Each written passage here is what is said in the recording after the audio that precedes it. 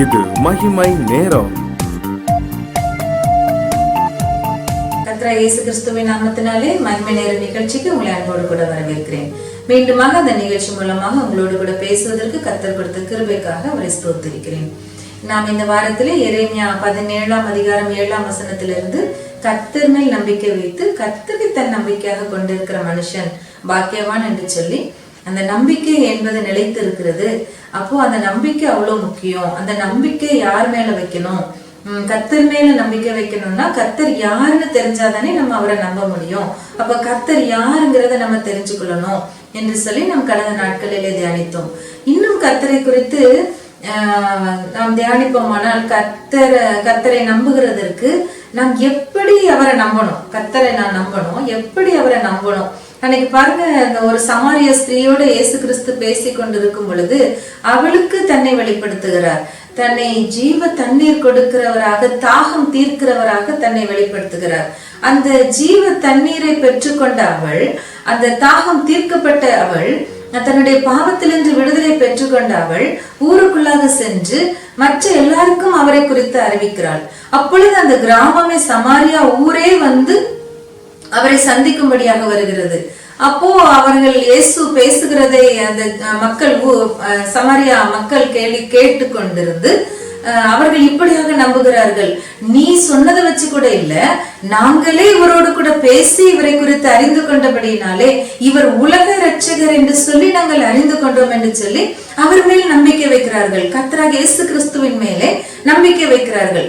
அப்போ நம்ம எல்லாம் உலக இரட்சகரே அப்படின்னு ஆரம்பிச்சு ஒரு ஜெபத்தை பெரிய வெள்ளிக்கிழமையில சொல்லுவோம்.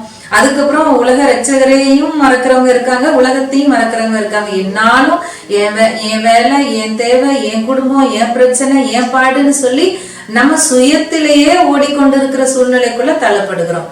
ஆனா உலக இரட்சகர்னு அவங்க அறிந்து கொண்டு, ஒரு சமாரிய ஸ்திரீ, அவள் தன் ஆண்டவரை ஜீவ தண்ணீராக, தாகம் தீர்க்கப்பட்டவளாக, இயேசுவை பெற்றுக்கொண்டவளாக, முழு ஊருக்குமே இயேசுவை குறித்து அவள் அறிவித்து, முழு சமாரியாவுமே அவரை உலக இரட்சகராக கண்டு கொள்கிறது.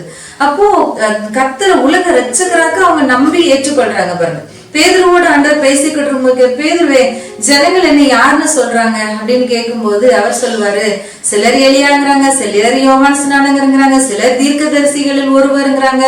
அப்போ ஆண்டவர் கேட்பாரு, நீ என்ன, எல்லாரும் என்னமோ சொல்லட்டோம்ப்பா, நீ என்ன யாருன்னு சொல்ற அப்படின்னு சொல்லும்போது பேதுரு சொல்வாரு, நீ ஜீவனுள்ள தேவனுடைய குமாரனாகிய கிறிஸ்து அப்படின்னு சொல்லி. அப்போ இயேசு சொல்வாரு, இத நீயா சொல்லல, ஓ மாம்சமும் ரத்தம் உனக்கு வெளிப்படுத்தல, இத கர்த்தர் பிதாவே உனக்கு உன்னுடைய ஆவியில வெளிப்படுத்தி இருக்கிறார் என்று சொல்லி தான் கிறிஸ்து என்பதை அவர் அந்த உரையாடலில அவனுக்கு வெளிப்படுத்துகிறார். இப்படி அவரை அறிந்து கொண்டவர்கள், அவர் மேல் நம்பிக்கை வைக்கிறவர்கள், எப்படி தான் ஒரு நோக்கத்திற்காக, ஒரு டியூட்டிக்காக அந்த உலகத்துல தெரிந்தெடுக்கப்பட்டிருக்கிறதை அறிந்து கொள்கிறார்கள். இப்போ பேதுரு ஜீவனுள்ள தேவனுடைய குமாரனாகிய கிறிஸ்து, தேவகுமாரன் தான் இயேசு கிறிஸ்து என்பதை அவர் அறிந்து கொண்டு அதை நம்பினதினாலே, அந்த ஏற்றுக்கொண்டதினாலே அவர் உலகத்தை கலக்குகிறவர்களாக அவர்கள் மாறி போனார். உலக இரட்சகரை ஏற்றுக்கொண்டார்கள், உலகத்தை கலக்குகிறவர்களாக மாறினார்கள். அவங்க போய் அநேகருக்கு சொல்லி பாருங்களேன், ஆண்டவர் வந்து ஒரு குறிப்பிட்ட டியூட்டி, ஒரு குறிப்பிட்ட திட்டத்தோடு இந்த உலகத்துல தன்னை செலக்ட் பண்ணி இருக்கிறார் என்பதை அறிந்து இன்னும் அவருக்கு கர்த்தர் மேல நம்பிக்கை. அப்போ கர்த்தர் எப்படி தன்னை அழைத்திருக்கிறார், தனக்கு உண்டான அழைப்பு என்ன, தன்னை குறித்த திட்டம் என்ன என்பதெல்லாம் தெரிந்து கொள்ளும் பொழுது இன்னும் அவருக்குள்ளாக நம்பிக்கை பெறுகிறது. பாருங்க, ஒரு டியூட்டி கொடுக்கப்படுது அந்த உலகத்துல, ஒரு வேலையில, ஒரு பணியில, ஒரு அரசாங்க பணியில இருக்கிறவங்களுக்கு அந்த அவங்க தகுதியை பொறுத்து எலெக்ஷன் நேரத்துல டியூட்டி கொடுக்கப்படும், எலெக்ஷன் டியூட்டி. அப்போ எங்கேயாவது எலெக்ஷன் டியூட்டி நம்ம இடத்தை விட்டு அடுத்த இடத்துல தருவாங்க. அப்போ எலெக்ஷனுக்கு தேவையான அத்தனை பொருட்கள், EVM, electronic voting machine, ballot unit, control unit, அந்த மெஷின்ஸ் எல்லாம் அப்படியே பெரிய பெரிய பாக்ஸ்ல அப்படி வந்து இறங்கும். அப்புறம் ஒரு சாக்கு பை நிறைய வரும் பாருங்க திங்ஸ், அதுக்குள்ள அதுல என்னென்ன லிஸ்ட் வேணும், என்னென்ன ஃபார்ம்ஸ் வேணும், எழுதுறதுக்கு பெண்ணுல இருந்து அப்புறம் அரக்கு போட்டு ஒட்டி சீல் வைக்கிறதுக்கான மெழுகு, அந்த தீக்குச்சி வரைக்கும் எல்லாம் இருக்கும் பாருங்க. ஒரு நூலு, ரப்பர் முதற்கொண்டு எல்லாம் இருக்கும். வேஸ்ட் கிளாத், வேஸ்ட் பேப்பர் வரைக்கும் இருக்கும். அப்போ ஒரு டியூட்டிக்கு செலக்ட் பண்ணப்பட்டவங்களுக்கு அந்த டியூட்டியை செய்து முடிக்கிறதுக்கு ஒரு உலக பிரகாரமான அரசாங்கம் வேண்டிய அத்தனை பொருளையும் ப்ரொவைட் பண்ணுது. அப்போ உலக ரட்சகராக இருக்கிற தேவன் உலகத்தை குறித்து ஒரு நோக்கத்தோடு உலகத்திலிருந்து நம்மை தெரிந்தெடுத்து நம்ம இந்த ஒரு டியூட்டி கொடுத்து இந்த உலகத்துல வச்சிருக்கும் பொழுது நமக்கு வேண்டிய எல்லாவற்றையும் அவர் ப்ரொவைட் பண்ணுவாரு. ஒரு உலக கவர்மெண்ட் வேண்டி தன்னுடைய பணிக்காக எல்லாவற்றையும் ஒரு தேவையான அத்தனை பொருட்களையும் கொடுக்கிற அத்தனைக்கும் கணக்கு கொடுக்கணும். அது தெரியும்ல, அவங்க என்னென்ன கொண்டு வந்து கொடுக்கறாங்களோ அத்தனையும் நாங்க ரிட்டர்ன் கொடுக்கணும். வேலையை முடிச்சு அத்தனையும் அந்த பணியாளர்கள் ரிட்டர்ன் பண்ணணும்.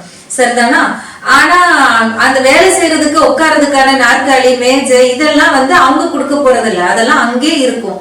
அதெல்லாம் கணக்குக்குள்ள வராது. அதெல்லாம் அப்படியே விடப்படும்.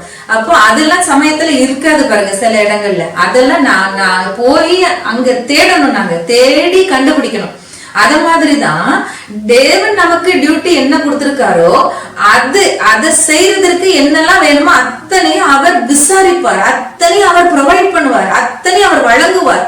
ஆனா அதை விட்டுட்டு நம்ம முக்கியமல்லாததுக்கு இங்கே போட்டுட்டு இந்த உலகத்தோட போகிறதுக்கு நம்ம முக்கியத்துவம் கொடுத்தோம்னா அந்த வசதியும் சொகுசே நம்ம தேடணும்னா அதை நம்மளாவே தேடணும். அதுக்கு கணக்கு கிடையாது. அதை அவற்றை ஒப்படைக்க வேண்டியதும் கிடையாது. ஆனா இன்னைக்கு நிறைய பேரு தேவன் நமக்கு கொடுத்திருக்கிற பொறுப்பையும் பணியும் நிறைவேற்றுவதற்குரிய காரியங்களை எல்லாம் அவர் கொடுத்திருக்கிறார். அதற்குரிய கணக்குகளை ஒப்புவிக்க வேண்டிய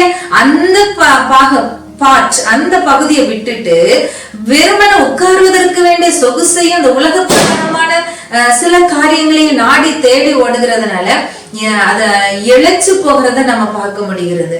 அதனால வருத்தப்படுகிறத நம்ம பார்க்க முடிகிறது. அப்போ ஆண்டவரை நம்ம இந்த இடத்துல எப்படி அறிந்து கொள்றோம்?